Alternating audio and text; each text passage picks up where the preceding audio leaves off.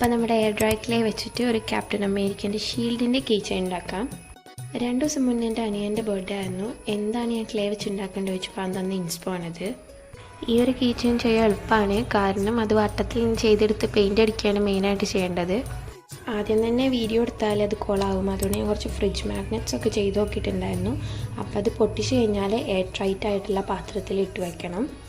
ഒട്ടിപ്പിടിക്കാതിരിക്കാനാണ് ഞാൻ പൗഡറൊക്കെ ഇട്ട് കൊടുത്തിട്ടുള്ളത്. പിന്നെ അതിങ്ങനെ മിക്സ് ചെയ്തതിൻ്റെ ശേഷം വട്ടത്തിൽ ഇങ്ങനെ കുറച്ച് ഇതാക്കിയിട്ട് ഒരു വട്ടത്തിലുള്ള പാത്രം വെച്ചിട്ട് ഇങ്ങനെ ചെയ്തെടുക്കുന്നുണ്ട്.